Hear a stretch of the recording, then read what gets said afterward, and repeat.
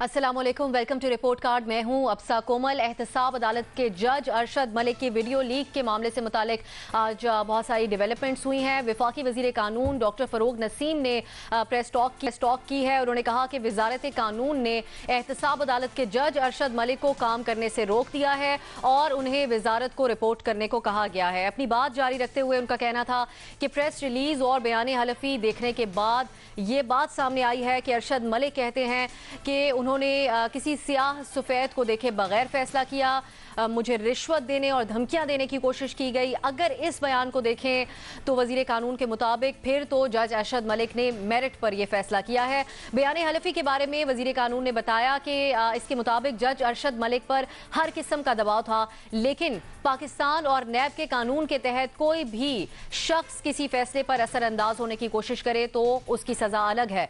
दूसरी जाने पाकिस्तान मुस्लिम लीग नून ने एहतसाब अदालत के जज अरशद मलिक को ओहदे से हटाने के फैसले पर रद्द-ए-अमल देते हुए साबिक वजीर आजम नवाज शरीफ की सजा को कलअदम करार देने और उनकी रिहाई का मुतालबा किया है। शहबाज शरीफ ने अपने बयान में कहा कि एहतसाब अदालत के जज को हटाने के बाद नवाज शरीफ के खिलाफ फैसला कलअदम हो चुका है। जज के हटने के बाद नवाज शरीफ को रिहा किया जाए। उधर मरियम नवाज ने सिलसिले में सिलसिलावार ट्वीट करते हुए उन्होंने लिखा है कि अल्लाह का शुक्र, मगर मामला किसी जज को मुअत्तल किए जाने का नहीं बल्कि इस फैसले को मुअत्तल करने का है जो कि जज ने दिया। इस सारे मामले पर हम गुफ्तगू करेंगे अपने पैनल से। हमारा सवाल इस तरह से है, मुबैना वीडियो स्कैंडल, एहतसाब अदालत इस्लामाबाद के जज अरशद मलिक को ओहदे से हटाने का फैसला, नून लीग का नवाज शरीफ की सजा कलअदम करार देने का मुतालबा, क्या नून लीग का ये मुतालबा दुरुस्त है, हाँ या नहीं? सबसे पहले हम बाबर सत्तार साहब की तरफ जाएंगे। बाबर साहब, वैसे इसका क्या इम्पैक्ट हो सकता है फैसले के ऊपर, और आपके ख्याल में सजा कलअदम करार दी जा सकती है?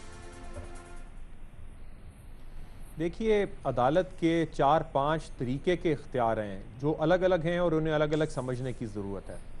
पहले हाई कोर्ट की एक सुपरवाइजरी जुरिस्डिक्शन है आर्टिकल 203 के नीचे, जिसका मतलब ये है कि तमाम मतहत अदालतों को वो सुपरवाइज करती है। उस कैपेसिटी के अंदर, क्योंकि एक स्कैंडल सामने आ गया है, गालिबन उस कैपेसिटी के अंदर इस्लामाबाद हाई कोर्ट ने लॉ मिनिस्ट्री को लिखा है कि इन्हें यहाँ से हटा दिया जाए। आइदर वे ये बात तो सामने आई है कि कुछ ना कुछ गड़बड़ थी इस सारे प्रोसेस में। So as a supervisory jurisdiction उन्होंने एक्सरसाइज की, एक बात है। फिर एक डिसिप्लिनरी जुरिस्डिक्शन है, आप जज को का देखते हैं कि क्या मिसकॉन्डक्ट है कि नहीं।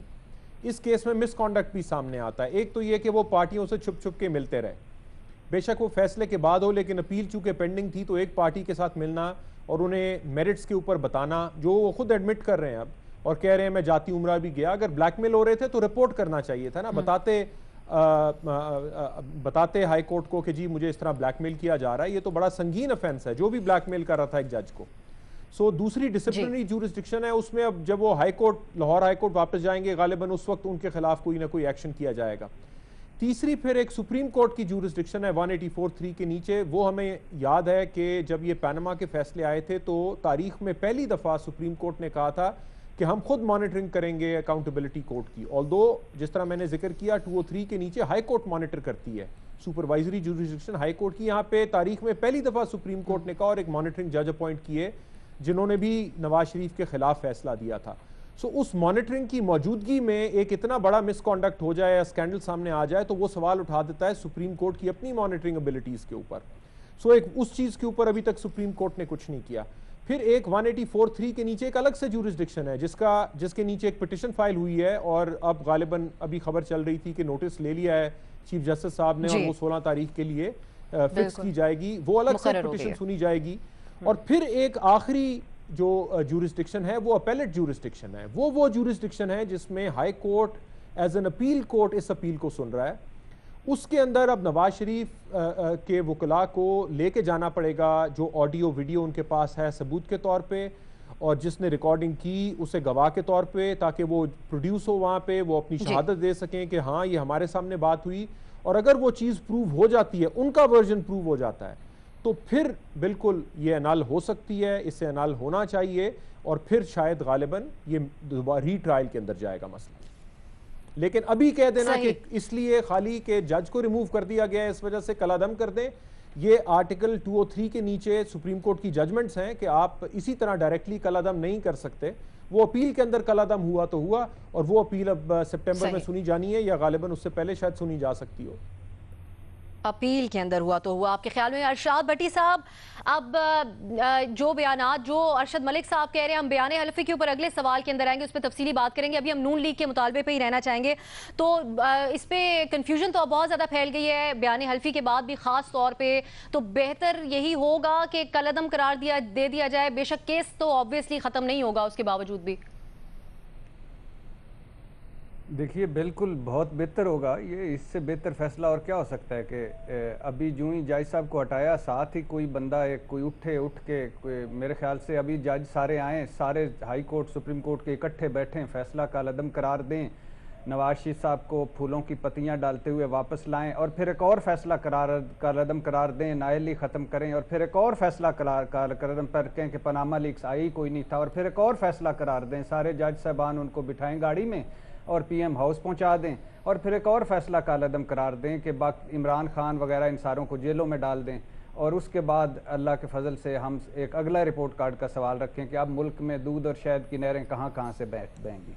बहुत अच्छे फैसले हैं ये, गुलामों के फैसले ऐसे ही होते हैं कि एक अगले स्टेप पे एक जज के बाद फैसला कर ले, उसके बाद अगला, उसके बाद अगला, उसके बाद अगला, यानी कोई आगे चलते जाओ और सारा कुछ करते जाओ जैसा करना है। यानी एक दूसरी बात, मैंने ज़िंदगी में आप परसों तरसों पढ़ा था कि सुल्तान राही मरहूम ने पूरी अपनी 35 साल ज़िंदगी में कोई 800 फिल्मों में काम किया था।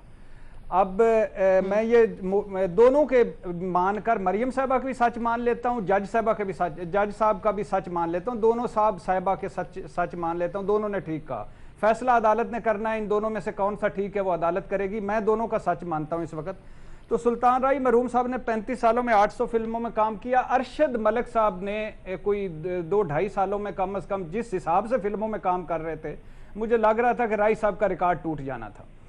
फिर दूसरी बात है, मैं स्टेट को सलाम करता हूं, इतना कमजोर सहमा दबाव कि अरशद मलिक साहब पे दबाव उन्होंने डाला हुआ था और उसके बावजूद जाती उम्रा में मुबैना तौर पे नवाज शरीफ साहब से भी मिलते हैं वो साहिब, और उसके बाद हुसैन नवाज साहब को मदीना पाक में भी मिलते हैं, उसके बाद सारों को मिलते हैं और उसके बाद अल्हम्दुलिल्लाह सारों को मिला के पैसों की ऑफर करा के सारा, उसके बाद अगले सवाल में इसकी तफसील में जाएंगे। भट्टी साहब, नई ऑप्शन आप ले रहे हैं, ये अगर फैसला इनको करना चाहिए, आगे 6-7 फैसले कर लेना, 7 एक फैसलों के बाद नवाज शरीफ की वजारत उज़्मा करीब आ जाएगी, तो 7 एक फैसले हैं वो कर ऑप्शन। अब सा ये आज 1 साल से या 2 साल से हम भट्टी साहब के साथ प्रोग्राम कर रहे हैं, ये आज पहली दफा है कि मुझे थोड़े भुखलाए हुए नजर आए हैं। अब हम प्रोग्राम शुरू होने से पहले भी ये बात नहीं कर रहे थे, सवाल जवाब ऐसा है भट्टी साहब, मुझे समझ नहीं आ रही कि ये क्यों इतने परेशान है आज। औसान खताओ ना हवास बाख्ता, 2 लफ्ज़ है उर्दू के। मुझे परेशानी है क्योंकि ये दिल के मरीज हैं और नवाज शरीफ चूंकि इनके बच्चों के दूध पी गए थे, तो इस वजह से मैं नहीं अब देखें कई बातें कर दी, अब मैं उसका जवाब देता हूं। पहली बात तो ये है कि बुखलाया हुआ तो मैं हूं, सिर्फ परेशान है कि नहीं है ये बता दें, आगे बढ़ना है फिर साहब। उसके बुखलाया हुआ तो न्याय साहब सुन लीजिएगा ना, प्लीज सुन लीजिए, मैंने भी सुना है। अच्छा, उस बुखलाया हुआ तो मैं हूं कि उसमें कोई शक नहीं, मेरा महबूब कायद वापस आ रहा है और मुझे समझ ही नहीं लग रही करूं क्या, हंसूं रोऊं, फूल लेके करूं क्या करूं। दूसरी बात जो पिछले बच्चों का दूध पी गए थे, इन्होंने भैंसें बेच दी हैं, ये इन्होंने सारी भैंसें ही बेच दी हैं, वो भी बुखलाहट है। तीसरी बात ये है कि इसके बाद तीसरी बात ये है कि मैं न्याजी साहब को अंदर कराना चाहता था, वो अंदर वाले बाहर निकल रहे हैं, इस पे भी बुखलाहट है। अब मैं क्या करूं, किस पे करूं।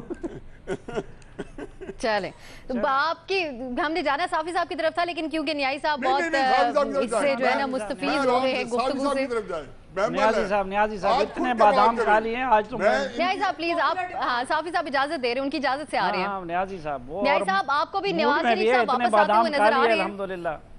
और जिस तरह आज भट्टी साहब बौखलाए हुए, उसी तरह ये न्याजी साहब आज पूरे मौज और जज्बे में, इसीलिए न्याय साहब और सलीम साफी साहब भी मरियम नवाज को मिलकर, शहबाज शरीफ साहब को मिलकर बीपर देकर के मरियम नवाज दीवानगी की हद तक नवाज शरीफ को रिहा करवाना चाहती है। भाई कौन बेटी साहब, आप जैसे बहुत कम लोग होंगे जिनको माँ बाप के रिश्तों का ख्याल नहीं होगा। मरियम नवाज का नहीं, आप और उधर तो बहुत ज्यादा माँ बाप के मामले में इंसान जज्बाती हो जाते हैं। आप जैसे बहुत कम लोग होंगे जो रिश्तों के आंखों में आंसू आ गए थे आपका बीपर सुनकर, आपके ये बीपर सुनकर मैं आंखों में अभी आंसू आ गए। अभी आपके रोने का वक्त आ रहा है। अभी करके अभी जरा इनको अकबर करके सजदे में गिर गए। अब साहब बॉक्सिंग शहबाज शरीफ से भी मेरी गपशप हुई और मरियम साहबा से भी हुई, बाबर और साहब, वो दीवानगी की हद तक आप चली। भी जर्नलिस्ट बने हमारी तरह, आपसे भी सब मिलेंगे। बाबर साहब नहीं, आप यही जर्नलिस्ट हैं तो अल्लाह आपको ये जर्नलिज्म मुबारक करे। अरशद मलिक का केस लड़ रहे थे, उनके वकील बने हुए थे, आज उसका ये हशर निकला। बाबर साहब, न्याजी साहब, बाबर साहब, चलिए ठीक है साहब, न्याजी बाबर साहब साहब सुन लेते हैं पहले। बाबर साहब, आपने एक जो है ना जिसको कहना चाहिए कि अपनी एक सरप्राइज शो की है। बॉक्सिंग में आपने देखा होगा कि अगर एक राउंड के अंदर सर पे दूसरे बॉक्सर पे अच्छा पंच पड़ जाए तो उस रिंग के अंदर तो बुखला जाता है और वो बिल्कुल से पाँव उखड़ जाते हैं और कई दफ़ा वो गिर भी पड़ता है, लेकिन फिर राउंड के बाद आके फिर समझता है कि इसका जवाब कैसे देना है। तो ये पहले तो जो आपने पंच मारा है उसने तो इनको कर दिया बुखलाहट का शिकार भट्टी साहब को। मुझे तो लगता है कि आज अरशद साहब को छोड़ के अच्छा फिर उसके बाद जब साफी साहब ने उनको थोड़ा एंगेज किया तो उनके मैंने देखा कि आखिरी 2-3 फिक्रे में भट्टी साहब के अंदर वो थोड़ी सी जान नजर आई है। अगर ये जान नजर आई है, मैं तो तारीफ कर रहा हूँ। मुबैना भट्टी पे होना है तो फिर कर दे। मैं तो तारीफ कर रहा हूँ। मैं तो वही तो न्याय साहब, आप टॉपिक पे बात कर रहे हैं। अच्छा अल्लाह हक है और ये इमरान खान साहब ने अल्लाह अकबर, पता नहीं कैसे बिल्कुल से अल्लाह अकबर अल्लाह हक है।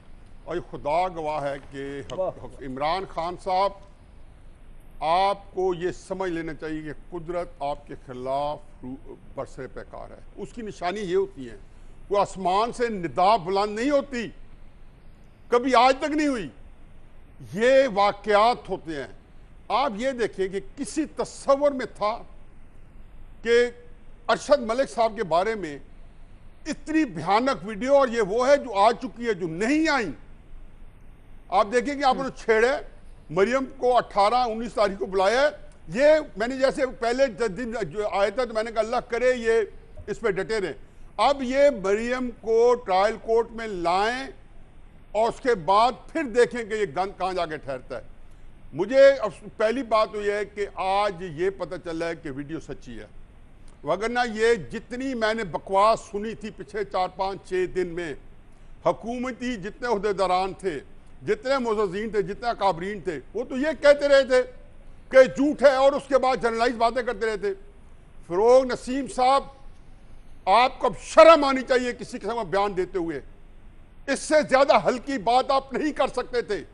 एक बंदे की वीडियो सही साबित हुई है और उसके खिलाफ एक्शन हुआ है, वो हम बाद में देखते हैं कि सही हुआ या गलत हुआ है।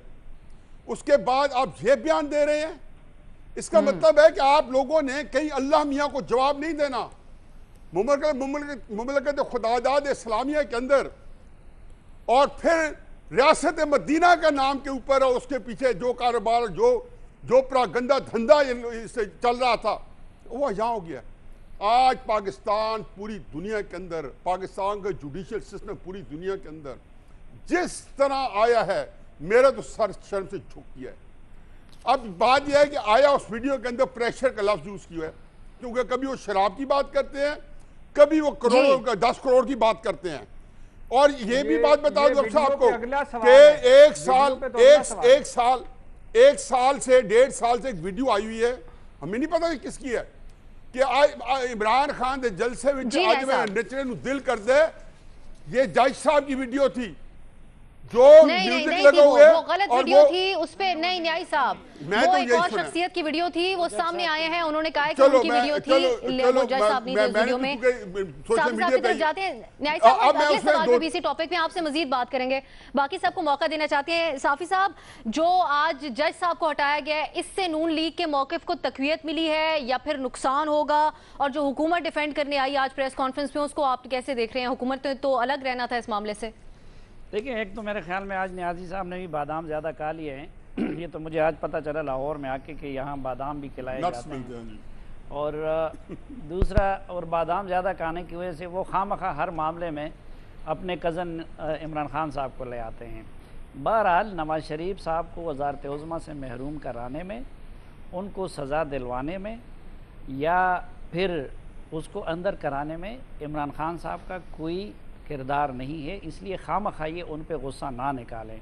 उस वक़्त वो प्राइम मिनिस्टर हाउस में ख़ुद बनफ्स नफीस बैठे हुए थे कि जब उनको वहाँ से निकाला गया, और फिर उनके ख़िलाफ़ ये जब सब कुछ हो रहा था तो शायद खाकान अब्बासी साहब वज़ीर आज़म थे। तो वो अगर क्रेडिट झूठा लेते हैं कि जी मैंने नवाज़ शरीफ को अंदर किया, मैंने जरदारी को अंदर किया, तो ये क्या चक्कर है कि एक तरफ वो झूठ बोल के क्रेडिट ले रहे हैं उनको अंदर करने का, और दूसरा न्याजी साहब भी अब उनको खामखा बदनाम कर रहे हैं इस हवाले से। तो उस बेचारे पे ये तोहमत ना लगाई जाए, इस तरह के काम वो सिविलियन प्राइम मिनिस्टर नहीं कर सकते। दूसरी बात कि देखिए, पहले से भी बाबर सत्तार साहब जैसे कानूनी माहिरीन भी ये कहते थे कि जी जो ट्रायल जिस तरीके से पनामा के केस के मामले को और बात को जिस तरीके से आगे बढ़ाया जा रहा है, उसमें इंसाफ के तकाज़ों को पूरी नहीं किया जा रहा है और कुछ नई अदालती रिवायतें कायम हो रही है। ये कानूनी माहिरीन का ख्याल था। और मुस्लिम लीग नून का तो मौक़िफ़ यही था कि उनको इंतकाम का निशाना बनाया जा रहा है और उनको सियासी तौर पर आउट करने के लिए कौमी एहतसाब ब्यूरो को या लोअर जुडिशरी को इस्तेमाल किया जा रहा है। मीडिया में भी एक तबका हम जैसे तालिब इल्मों को था कि जिनको ये महसूस हो रहा था। अब उसके बाद जिस तरह पीटीआई के लोगों से मुतालिक सरफ़ नज़र किया जा रहा है, इससे मिलते जुलते केसेस से पनामा में और कितने लोगों के नाम आए थे उनका किसी ने नहीं पूछा, तो मज़ीद उस तासुर को तक़वियत मिल गया कि हाँ वाकई इन चीज़ों को भी पॉलिटिकल मैनेजमेंट के लिए इस्तेमाल किया जा रहा है। फिर जब मरियम नवाज़ ये वीडियो सामने ले आई तो उसके बाद तो ज़ाहिरी बात है कि उस राय को मज़ीद तक़वियत मिल गई कि इंसाफ नहीं हुआ है। अब जब आला अदलिया ने या उसके सुपरवाइजरी कोर्ट ने उनको ओहदे से हटा दिया, तो इसका मतलब ये है कि वीडियोज़ के बारे में या वीडियोज़ की सच्चाई के बारे में वो चीज़ आला अदालत ने भी तस्लीम कर ली। तो मेरे ख्याल में आप यूँ कह सकते हैं कि सिर्फ वो फॉर्मेलिटी बाकी है ऊपर की अदालतों से, बाकी जज का इंसाफ ना करना, उनका प्रेशर में आना, उनका जानिबदाराना फैसला करना और उसके हवाले से उनका ब्लैकमेल हो जाना, ये आला अदलिया ने भी आज के अपने इस इक़दाम से साबित कर दिया। आपके ख्याल में तस्लीम किया इस बात को, हाँ का ऑप्शन आप ले रहे हैं। महमल की तरफ जाएंगे। महमल, नून लीग भरपूर मुतालबा कर रही है, मरियम नवाज ने भी अपने ट्विटर पैगाम में कह दिया है, अगर नहीं फैसला कलअदम होता तो क्या तरीका कार अपनाएगी आपके ख्याल में नून लीग? देखिए अफसा, इसमें मेरी बात यह है कि जज साहब जो हैं वो तो अब कंट्रोवर्शियल हो गए हैं। एक ये पता चल रहा है कि वो कॉम्प्रोमाइज्ड हैं। अब ये तय करना है कि आया कि नून लीग ने जो वीडियो दी थी वो ठीक है, उसका जो जैसे भी होगा, और या फिर ये कि जो इन्होंने एफिडेविट लिखी है वो ठीक है। इसका तो तयन इन्वेस्टिगेशन के बाद ही होगा। लेकिन बात यह है कि जो केस के ऊपर इन्होंने फैसला दिया था उसकी तो अब कोई लीगल सैंक्टिटी या उसकी क्रेडिबिलिटी नहीं रहती। उसके लिए जिस तरह बाबर साहब ने भी बात की कि एक ऑप्शन ये है कि अगर इसको रीट्रायल कर दें, इसका मिस ट्रायल डिक्लेयर करके, ये नहीं कोई कह रहा कि फ़ौरन रिहाई कर दें या उस तरह से, लेकिन ये कि ट्रायल तो दोबारा होना पड़ेगा, होना चाहिए। किसी भी सिविलाइज्ड मुल्क में अगर ये चीज़ होती तो वहाँ ये इस दोबारा से ट्रायल वो शुरू होता और दोबारा से पता चलता है कि आया कि उसके अंदर कुछ था वजन के नहीं। अगर आप जो बात कर रही हैं कि नून लीग जो है वो क्या करेगी, मेरे तो ख्याल में नून लीग इससे बढ़कर जो उन्होंने अभी किया है, उन्होंने बड़ा हेड ऑन लिया है गवर्नमेंट को भी। तो वो तो मेरे ख्याल में they want to go all out. वो तो बाहर भी आ जाएंगे, सड़कों पे भी आ जाएंगे, रैलीज भी कर लेंगे। बाकी भी उनका जो बयानिया टीवी पे तो बेशक पाबंदी लगा दी गई है, लेकिन सोशल मीडिया तो है और आवाम भी है। तो मेरे ख्याल में वो फिर आवाम में जाएंगे ये अपना जो है मुकदमा लेकर। सही, बिल्कुल हाँ का ऑप्शन आप ले रही हैं। एक बार फिर से बता दें कि बयानी हलफी में जो बातें कही गई हैं जज साहब की तरफ से, उसके ऊपर हम अगले सवाल में तफसीली तौर पर बात करेंगे। मज़हर अब्बास साहब, जिस तरह महमल गुफ्तगू कर रही हैं, ट्रायल आपके ख्याल में होना होगा, बगैर उसके इंसाफ के तकाजे पूरे हो सकते हैं, या फिर सिर्फ बयानी हलफी को मानकर इस फैसले को बरकरार रखा जाए? देखिए, जब जुल्फ़िकार अली भुट्टो के केस का फ़ैसला हुआ था तो उस वक्त हबीब जालिब ने कहा था ये मुनसिफ खुद ही कैदी हैं, हमें इंसाफ क्या देंगे, लिखा है इनके चेहरों पे जो हमको फ़ैसला देंगे। ये जो जज साहब का पूरा उनका बयान हल्फी है, बाकी सब चीज़ों को एक तरफ रखें, जो उनका बयान हल्फी है और वो उस वक्त बयान हल्फी सामने आ रहा है जब ये सारी चीज़ें ख़त्म हो चुकी हैं।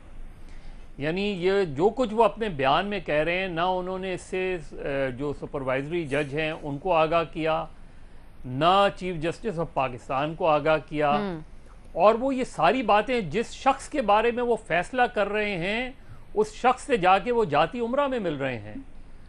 तो जब उस जज का पूरा कंडक्ट ये साबित कर रहा है तो उस जज के फैसले की क्रेडिबिलिटी कैसे रह सकती है? अब ये अलग बात है कि इस्लामाबाद हाई कोर्ट में अभी अपील है, अपील में ही जाके चीज़ें होंगी। सुप्रीम कोर्ट के चीफ जस्टिस ने एक पिटीशन पे जो है वो नोटिस इशू कर दिए हैं, और ये वीडियो पे जो है वो मेरा ख्याल है 16 जुलाई को 3 रुकनी बेंच उस पर फैसला वो समाअत करेगा, जो मरियम नवाज साहिबा के खिलाफ ये पिटीशन फाइल हुई है कि उन्होंने जो है वो अकाउंटेबिलिटी और इस फैसले के खिलाफ और अदालतों की तौहीन की है उनके बकौल। लेकिन मैं हैरान हूँ आज शहजाद अकबर साहब की और फ़र्रुख नसीम साहब की प्रेस कॉन्फ्रेंस पे। यानी वो कल फ़र्रुख नसीम साहब एक बिल्कुल मुख्तलिफ पोजीशन ले रहे थे कि जी हमारा जो इस्लामाबाद हाई कोर्ट वो करेगा वो हमें काबिल, या कोर्ट जो फैसले करेंगे वो हमें काबिल कबूल होगा और हमारा इससे कोई ताल्लुक़ नहीं है। और आज उन दोनों की प्रेस कॉन्फ्रेंस उस जज के बयान हल्फी के हवाले से थी। यानी इतनी बजाय इसके कि वो एक न्यूट्रल पोजीशन लेते, इतनी बायस पोजीशन दोनों ने। अव्वल तो इस प्रेस कॉन्फ्रेंस की कोई ज़रूरत ही नहीं थी। अगर कोर्ट अपने तई एक फैसला कर रही है कि उन्होंने हटा के उनको वापस लाहौर हाई कोर्ट, जो उनकी लाहौर हाई कोर्ट उन्हें वापस रिपोर्ट करने को कहा है, बिल्कुल इसी तरीके से उन्होंने उस चीज से, उस पूरे प्रोसेस से उनको अब आउट कर दिया है। अब उस पर इंक्वायरी होती है, क्या होती है वो हमें नहीं पता, जो कि होनी चाहिए मेरे लिहाज से, क्योंकि जो उनके बयान है थोड़ा सा प्रीमेच्योर मुतालबात कर रही है। प्रीमेच्योर मुतालबात कर रही है। जो अपील है उसमें जाके उन्हें ये बात करनी चाहिए, बजाय इसके कि उससे एक पॉलिटिकल पॉइंट स्कोरिंग कर दी। प्रीमेच्योर है नून लीग का आपके ख्याल में? ठीक है, इस मामले में 3 हाँ और 3 सामने आए हैं। हमारा पैनल इस मामले के ऊपर डिवाइडेड है। बयान हलफी आज जो अरशद मलिक साहब का है उसके ऊपर हम बात करेंगे तफसीली तौर पर, उसके जितने भी नकात हैं, लेकिन एक मुख्तसर ब्रेक के बाद हमारे साथ रहिए। बयान हलफी के मुताबिक जज अरशद मलिक ने यह दावा किया है कि उनसे कहा गया कि नवाज शरीफ मुंह मांगी कीमत देने को तैयार हैं, और कहा गया कि किसी भी मुल्क में रकम अदा करने के लिए तैयार हैं। नासिर जंजुआ और मेहर जिलानी ने कहा कि उन्हें नून लीग की 62 शख्सियत की सिफारिश पर जज लगाया गया है। इस बयान में मजीद ये कहा गया है कि दौरान समाअत दोनों शख्सियात ने उनसे रब्ता किया। नासिर जंजुआ ने 20 मिलियन यूरो रिश्वत की पेशकश की, जिस पर अरशद मलिक ने कहा कि वो अपने हलफ की से गद्दारी नहीं कर सकते। रिश्वत की पेशकश ठुकराने पर नासिर भट्ट ने धमकियां दी, और नासिर भट्ट ने उन्हें कहा कि नवाज शरीफ के उन पर बहुत सारे एहसानात हैं, नवाज शरीफ ने उन्हें कत्ल के 5 मुकदमात में बचाया है, नवाज शरीफ के लिए किसी भी हद तक वो जा सकते हैं। बयान हलफी के मुताबिक उन्हें अरशद मलिक को हुसैन नवाज से मुलाकात करने पर इसरार किया गया, जिस पर उन्होंने हिचकिचाहट का मुजाहरा किया। हुसैन नवाज ने 50 की रिश्वत की पेशकश की। पूरे खानदान को यूके, कनाडा या फिर मर्जी के किसी और मुल्क में सेटल करने का कहा गया। ये हम कुछ निकात आपको इस बयान हल्फी के बता रहे हैं। इसके मुताबिक उनके बच्चों के लिए मुलाजमत और उन्हें मुनाफा बख्श कारोबार कराने की पेशकश की गई। मजीद भी बहुत सी बातें की गई हैं। इसमें वजीर कानून ने इसके मुतालिक ये भी बताया कि जज अरशद मलिक पर हर किस्म का दबाव था, लेकिन पाकिस्तान और नैब के कानून के तहत कोई भी शख्स किसी फैसले पर असर अंदाज होने की कोशिश करे तो उसकी सजा भी अलग से है। सारे मामले पर हम गुफ्तगू करेंगे अपने पैनल से। सवाल हमारा इस तरह से है, मुबैना वीडियो स्कैंडल, हुसैन नवाज ने 50 करोड़ रिश्वत की पेशकश की। जज अरशद मलिक, हुकूमत इस बात की इजाजत नहीं देगी कि हुकूमत पर दबाव डाला जाए। वजीर कानून, इस मामले के हल के लिए क्या करना होगा? ओपन ऑप्शंस हैं। सबसे पहले हम इरशाद भट्टी साहब की तरफ जाएंगे। इरशाद भट्टी साहब, इस बयान हलफी में जज अरशद मलिक साहब ये कह रहे हैं कि असल में नून लीग ने उनको ब्लैकमेल किया, उनकी 16 साल पुरानी वीडियो दिखाकर। तो आपके ख्याल में क्या नून लीग को ये डर नहीं होगा उस वक्त में जब केस चल रहे थे उनके ऊपर, जज अरशद मलिक थे, कि ये जाकर इस बारे में बात कर सकते हैं, मुश्किलात बढ़ सकती हैं? ये मुमकिन नजर आता है आपको? देखिए, जैसे मैंने पहले बात शुरू की थी ना कि हम मरियम नवाज साहिबा की भी सारे वीडियोस ऑडियोज जो सच मान लेते हैं, और जो इनका बयान हल्फी भी सच मान लेते हैं, और यानी तय तो करेगी, अदालत करेगी कि कौन सा सच्चा है कौन सा झूठा है। तो देखिए, इसका मतलब क्या हुआ? मतलब ये हुआ कि राब्ते थे, मतलब ये हुआ कि मुलाकातें थीं अरशद मलिक साहब की और मुस्लिम लीग नून से, यानी ये अगर आप इस सारे को एक ओवरऑल देखें तो इट्स ए क्लासिकल तशरीह है गॉडफादर और सिसिलियन माफिया की, एक क्लासिकल तशरीह है, इसमें आती है ये सारी। जज को पता ही नहीं और जज को एहतसाब अदालत में लगाया जा रहा है, केस लगने से पहले उनको पता होता है। जज साहब की मुल्तान की वीडियो, यानी ये बॉलीवुड हॉलीवुड फिल्मों में है, और चेयरमैन नैब को भी इस तरह की हो चुकी थी ऑफर कि आपको दुनिया के किसी मुल्क में भी सेटल कर देंगे, इतने पैसे दे देंगे, फलाना दे देंगे जी, ये दे देंगे वगैरह दे देंगे, और उसके बाद जज साहब को और पैसों की ऑफर। नासिर भट्ट, नासिर जंजुआ, महर जिलानी और समेत नवाज कैंप के बहुत सारे लोगों की मुलाकातें, इस्लामाबाद जाती उम्रा, मदीना मीटिंग्स, नासिर भट्ट, हुसैन नवाज, नवाज शरीफ मुलाकातें मुबैना तौर पर, हुसैन नवाज का पैसों का ऑफर करना, नवाज शरीफ का इज़हार नापसंदीदगी। अगर जज साहब पर, मैं 2-3 बातें, अगर जज साहब पर स्टेट का या नादीदा कुव्वतों का दबाव था तो फिर जज साहब इतनी खुले तौर पर इतने ज़्यादा क्यों मिल रहे थे उनसे, जिसमें और वीडियोज़ ऑडियोज़ भी बनवा रहे हैं, सारों से मिल भी रहे हैं, उम्रे पे भी जाके मिल रहे हैं वगैरह वगैरह, क्या मतलब है? और फिर उन्होंने फ्लैगशिप में, मुझे तो मैं जब पहली मरतबा फैसला आया तो मुझे लगा, सवाल ये है भट्टी साहब कि नून लीग एक प्रेस कॉन्फ्रेंस में उनकी वीडियो और ये इल्जामात उन पर क्यों लगाती, अगर उनको पता था कि वो रिश्वत की ऑफर कर चुके हैं और धमकियां दे चुके हैं, मुल्क से बाहर मुलाकात कर चुके हैं जज साहब से? देखिए 2-3 बातें इसमें मैं उसी तरफ आ रहा था कि एक तो नासिर भट्ट और इनके ताल्लुकात वो जज साहब ने भी माने और बड़े पुराने हैं, इसमें कोई शक नहीं।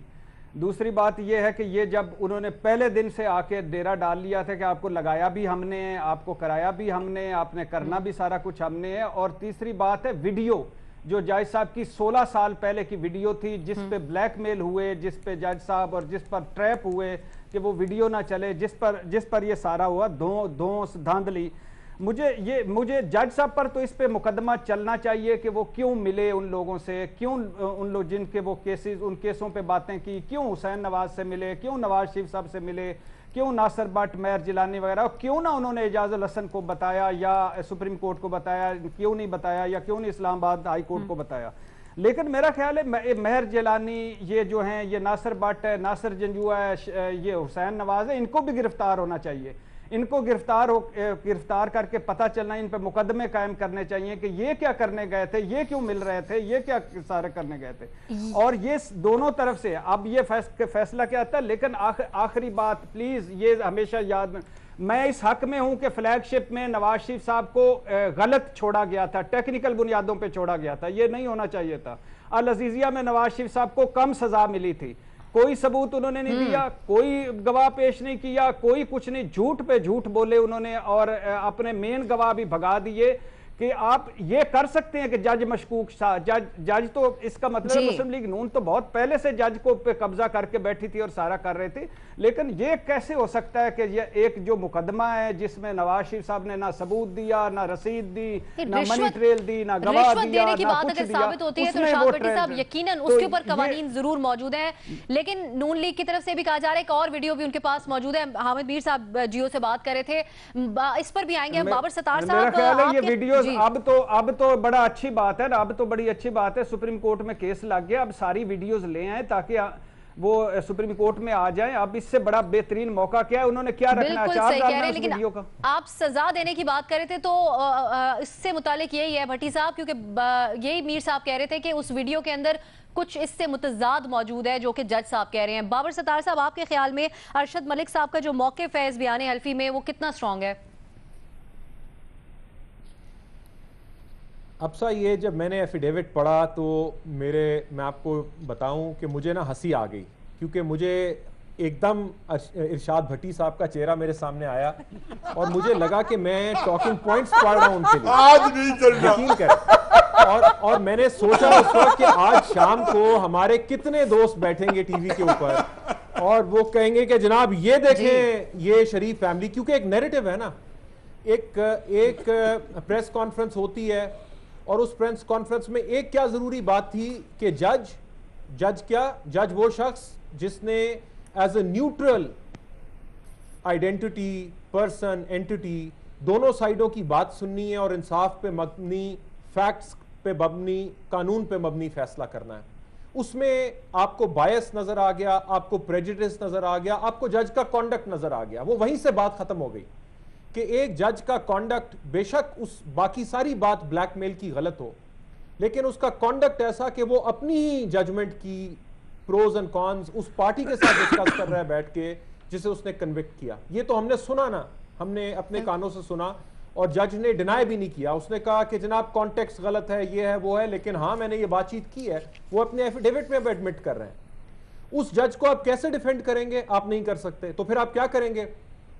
ये किस तरह की रील चल रही है, फिल्म चल रही है इस मुल्क में कि जज आके कह रहा है कि हाँ मेरी वीडियो है, लेकिन वो वीडियो नून लीग वालों के पास थी और वो मेरे खिलाफ ब्लैकमेलिंग कर रहे थे। अगर आपको ये लोग ब्लैकमेल कर रहे थे तो आप इनकी ब्लैकमेलिंग में उस वक्त तो नहीं आए जब आपने फैसला देना था, लेकिन बाद में आप इनकी ब्लैकमेलिंग में आ गए कि आप उठ के जाती उमरा भी चले गए, आप मदीना में भी जाके मिलना शुरू हो गए, आप पैसे भी लेने से इनकार कर रहे थे। ऐसा अजीम आपका कैरेक्टर था कि आप ये प्रेशर तो सस्टेन नहीं कर सके और चले गए उठ के उनसे मिलने के लिए और उनके वकीलों के साथ मिलने के लिए। लेकिन आपने आपका कैरेक्टर इतना मजबूत था कि आपने फैसला ठीक दे दिया। उसके बाद यहां पे हमने एक प्राइम मिनिस्टर को निकाला, हमने एक पॉलिटिकल पार्टी को निकाला, वो प्राइम मिनिस्टर जेल में है, उसकी बेल कैंसिल हुई, उसे दिल का दौरा पड़ गया वहां पे। और आप यानी आज ये नैरेटिव दे रहे हैं कि उनसे ये इतने खौफजदा थे कि ये अपने मॉनिटरिंग जज को नहीं बता सके, ये हाई कोर्ट को नहीं बता सके, ये किसी अपने कुलीग को नहीं बता सके कि मुझे ब्लैकमेल कर रहे हैं इसके ऊपर। देखिए बुनियादी बात क्या है यहां पे, बुनियादी बात है सैंक्टिटी जस्टिस सिस्टम की। यहां पे हिस्ट्री है एक चीफ जस्टिस की जिसने ये बात कही कि भुट्टो केस में वर्डिक्ट कैसे लिया गया।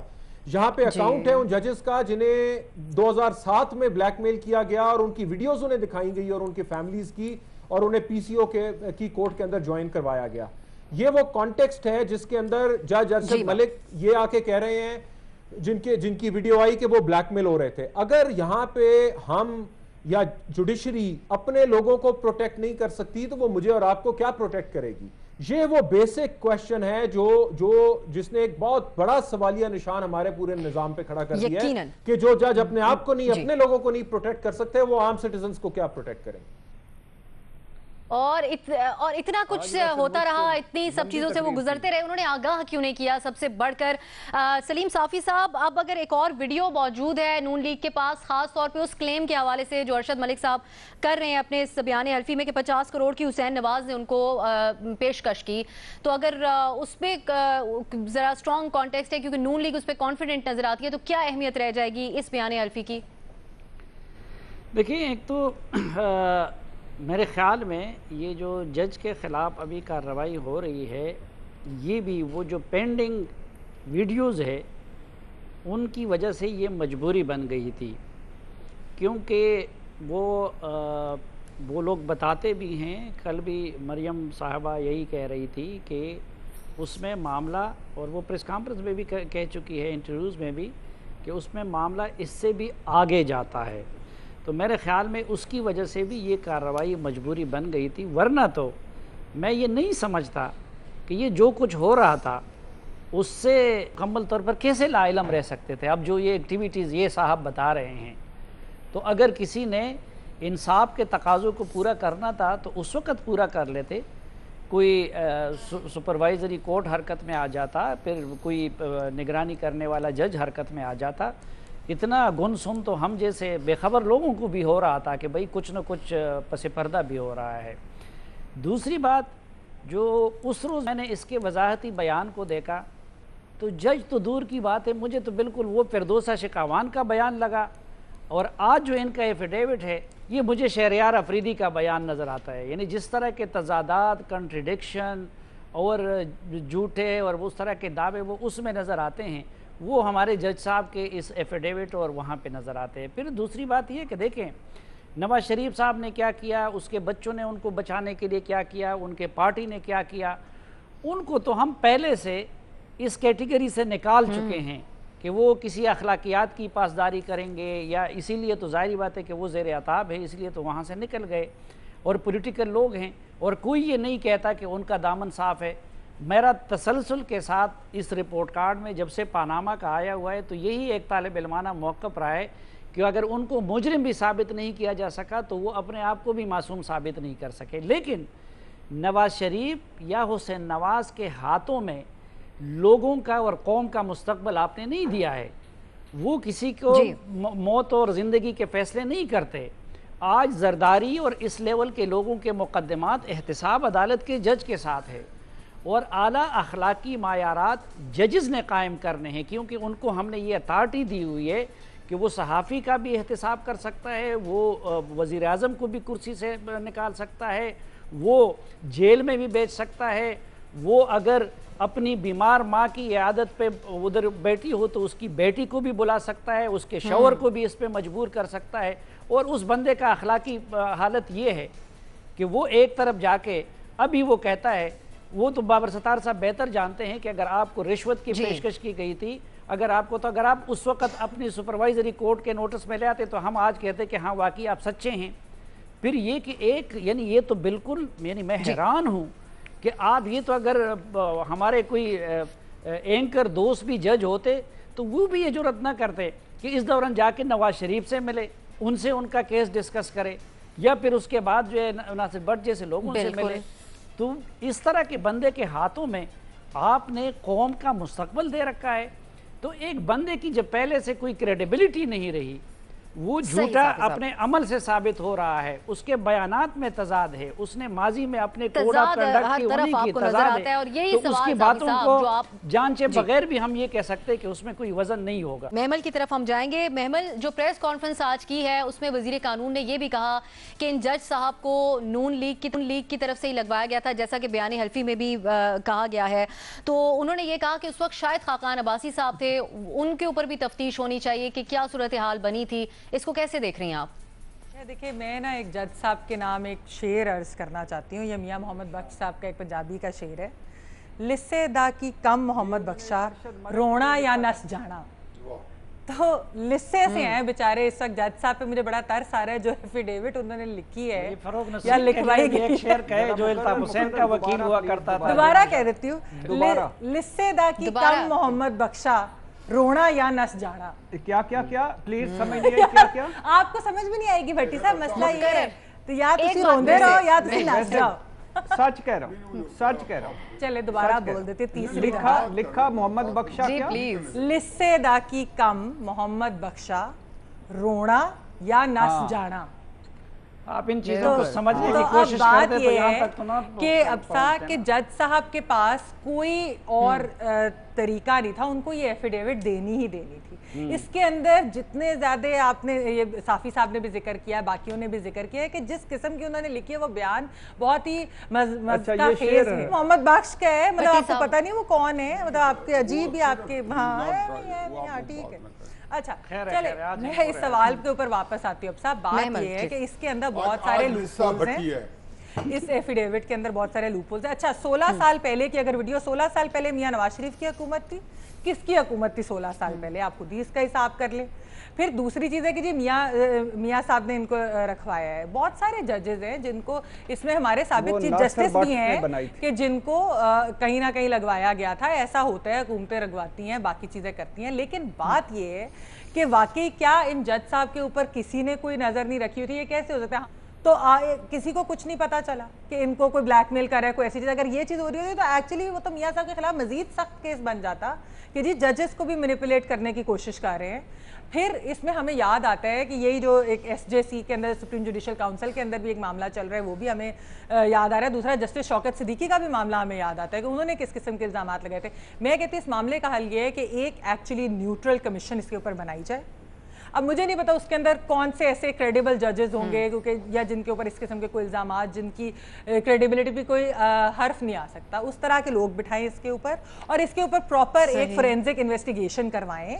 दूध का दूध, पानी का पानी हो जाएगा। अगर वाकई नून लीग ब्लैकमेल कर रही थी तो नून लीग वालों को भी उसमें पकड़ा जा सकता है। अगर वो नहीं कर रहे थे तो फिर इसके ऊपर दोबारा रीट्रायल करा ले। इसमें कौन सी कमीशन बनाया जाए, जो भी जिम्मेदार बात है, बिल्कुल इसमें कौन सी साइंस, रॉकेट साइंस है। मज़हर अब्बास साहब, ठीक, मज़हर अब्बास साहब, जो ये शख्सियत हैं नासिर भट्ट साहब, इनसे मुतालिक जो पहली प्रेस रिलीज आई थी मरियम नवाज की प्रेस कॉन्फ्रेंस के बाद, उसके अंदर जज साहब ने कहा था कि ये शनासाई है इनसे, इनके भाई के साथ। आज वो ये कह रहे हैं कि वो धमकियां दे रहे थे उनको कि मैं किसी हद तक भी नवाज शरीफ साहब के लिए जा सकता हूँ। ये जितने इस बयान हल्फी के निकात हैं, इनमें काबिल एतबार कुछ है? देखिए, पहली चीज़ तो ये कि सच वो होता है जो वक्त पर बोला जाए। आज आप ये सच, आपके बकौल आप ये सच बता रहे हैं कि जी आप पे ये दबाव था, आपको ये थ्रेट्स थी, आपको ये रिश्वतों की पेशकश हुई थी, तो सबसे पहला काम, सबसे आसान काम तो ये था, क्योंकि 16 साल पहले भी कोई बात हुई थी, जो वीडियो थी, जो भी थी, तो ये केस जैसे ही आपके पास आया था आप कह देते नॉट बिफोर मी, और उसकी वजूहात आपको पता थी। बाद में आप इस केस से माजरत कर लेते। हमने यहाँ देखा है, चाहे बेनज़ीर भुट्टो का कत्ल हो, जरदारी साहब का कत्ल हो, मुर्तज़ा भुट्टो का कत्ल हो, कितने जजेस ये कहकर उन्होंने अपने आप को दूर कर लिया मुकदमात से, कोई भी वजह, तो बड़ी आसानी से ये कह सकते थे। लेकिन जब आप तहकीकात कर दें, देखिए एक तो ये कि मुस्लिम लीग नून की मुश्किलात कम होने नहीं जा रही, बल्कि शायद बढ़ जाएँ। नवाज़ शरीफ या मरियम नवाज़ साहिबा की मुश्किलात कम होने नहीं जा रही, शायद बढ़ जाएँ। ये सारी चीज़ें अपनी जगह हैं, लेकिन इस पूरे जो हल्फनामा है या हल्फिया बयान है, इसको अगर आप पढ़ें तो मैं समझता हूँ कि नासिर जंजुआ, अब चैनल्स पे ये बातें चल रही हैं कि जी नासिर जंजुआ की जेल में, यानी कोट लखपत जेल का सबसे high profile prisoner convict Nawaz Sharif, उससे नासिर जंजुआ की खुफिया मुलाकात, यानी इससे ज़्यादा मज़ाका खेज़ बात क्या हो सकती है कि नासिर जंजुआ ने खुफिया मुलाकात की जो 45 मिनट जारी रही और नवाज़ शरीफ साहब से, और ज़ाहिर है जेल हुकाम को नहीं पता होगा कि नासिर जंजुआ मुलाकात कर रहे हैं, क्योंकि खुफिया मुलाकात थी। तो ये सारी चीज़ें अब आ रही हैं, लेकिन इस पूरे बयान हल्फी को आप जो है पॉइंट वाइज देख लें, इसमें बाकी चाहे नासिर भट्ट का क्या रोल था, नासिर जंजुआ का क्या रोल था, लेकिन अरशद मलिक साहब का क्या रोल था। अरशद मलिक साहब दुबई भी चले जाते हैं, सऊदी अरब भी चले जाते हैं, और हर जगह या तो नासिर भट्ट से उनकी मुलाकात हो जाती है, या हुसैन नवाज से मुलाकात हो जाती है, या जाती उमरा चले जाते हैं, जाती उमरा में नवाज शरीफ से मुलाकात हो जाती है। मतलब ये इससे ज़्यादा मज़ा का खेज चीज़ क्या हो सकती है। और जो सिसिलियन माफिया और गॉडफादर की बातें हम कर रहे हैं, तो हमने अभी तक डिटरमिन नहीं किया ये चीज़, इस चीज़ को डिटरमिन करने की ज़रूरत है। और जब आप तहकीकात करें तो फिर तहकीकात वहाँ से करें कि ये जो चीज़ें सबको आप करें, तो फिर ये सारा पूरा एहतसाब का अमल है। और माजी जो रहा है हमारा बदकिस्मती से 79 से लेके 2007 तक, उसमें मुस्लिम लीग नून का भी रोल रहा है, जजेस का भी रोल रहा है। ज़रा उन सारे मुकदमात का जायज़ा लिया जाए तो मेरा ख्याल है आधे से ज़्यादा पॉलिटिकल मुकदमात जो है उसके अंदर कहीं ना कहीं इस तरह की चीज़ें हमें पाई जाएंगी। जी माज़ साहब, सही माज़ साहब। न्यायी साहब, यही बात है कि धमकियां भी जज साहब को दी गई, बुलाकर उनको रिश्वत की भी धमकी, रिश्वत के लिए भी ऑफर किया गया। नून लीग उनको बता रही है कि हमने आपको लगवाया, हमारी मर्जी का फैसला दें। ब्लैकमेल उनको उनकी वीडियो दिखा के किया गया। इस सब के बावजूद जज साहब ने ना तो किनारा कशी इख्तियार की केस से, ना ही उन्होंने इस बात को रिपोर्ट किया। क्या समझते हैं आप? अब्सा, हमें आज बड़ी सहूलत हासिल है कि बाबस्तार साहब जो हैं मुल्क के नामवर अटर्नी जो हमारे पास बैठे हैं, और हकीकत यह है कि वो जैसे पटिशन तैयार करते हैं, और पटिशन के अंदर depending upon the case 15, 20, 30, 35 paragraphs होते हैं, और हर एक में डिफरेंट आर्गूमेंट दिया जाता है। तो ये एक, क्योंकि आप उनके पास स्लॉट कम थी तो कुछ चीज़ें उन्होंने हाईलाइट की, और स्लॉट सबके बिहाफ पे बोलते तो यकीन जाने कि कॉम्प्रिहेंसिवली सब कुछ सामने आ जाता। पहली बात तो यह है कि जो बयान हल्फी है उसका जो पहला पैराग्राफ है फ़र्ज़ के, उसी को देख लें, एक को देख लें, चलो उसको हमारे पास टाइम नहीं है। पहले पैराग्राफ में कहते हैं कि फरवरी 2018 में जब मुझे तैनात किया गया तो मेरे पास नासिर जंजुआ और खुरम आए और बताया कि नवाज शरीफ वगैरह ने या हुकूमत ने आपको तैनात कराया। पहला इल्ज़ाम ही उन्होंने जुडिशरी पर लगाया कि ज़ाहिर है कि उन्होंने डायरेक्ट नहीं किया होगा, चूँकि जुडिशरी जो बाबस्तार साहब से कंफर्म कर लें तैनाती, चूँकि जुडिशरी की कोई अपॉइंटमेंट है, चाहे बैंकिंग कोर्ट में हो, चाहे एहतसाब कोर्ट में हो, हाई कोर्ट ने करनी है, तो हाई कोर्ट के उसके चीफ जस्टिस को मैनिपुलेट किया हुकूमत ने। पहला इल्ज़ाम उन्होंने अपने इदारे पर लगाया। दूसरी बात यह है कि भट्टी साहब ने एक बात दुरुस्त की कि बिल्कुल ये सिसिलियन माफिया या गॉड फादर, उनको उसके बारे में शायद तफसील ना पता हो, मैं बदकिस्मती से इसके बारे में एक्सटेंसिव पढ़ चुका हूँ। ये तयन करना अब है कि सिसिलियन माफिया और गॉड फादर है कौन। आया वो लिस्सा नवाज शरीफ है, इन्होंने तो मैंने तो लिस्सा किसी और को बताया था, आज का लिस्सा भट्टी साहब है, लेकिन उस वक़्त का लिस्सा जो था नवाज शरीफ था। ये वो था कि जब जो वजारत जिसको कहना चाहिए दाखिला जो है उसके इख्तियारात भी हवा में मोहल्लक नजर आए। फैजाबाद धरना हमने देखा, मेरा जिक्र निकाल दें तो रिपोर्ट कार्ड तो बाकी रही कुछ नहीं गया। अब ये आप मकबूल हो रहे हैं, स्टार एनालिस्ट है ना आप आज स्टार हैं। आज तो लगता है अरशद मलक की बजाय इरशाद भट्टी डिस्कस हुआ है। न्याय साहब का पॉइंट आ गया, प्रोग्राम का वक्त मेरे पास खत्म हो गया। आप उसके पहले पॉइंट के ऊपर बात करें। आप कह रहे हैं उसमें खुद ही उन्होंने अदलिया के ऊपर सवाल उठाया, जो उन्होंने कहा उनको अपॉइंट करवाया गया। वीडियोस मजीद भी नून लीग के पास मौजूद हैं। देखते हैं आने वाले दिनों में ये मामला क्या रुख इख्तियार करता है। इजाजत दीजिए नाजरीन, खुदा हाफिज।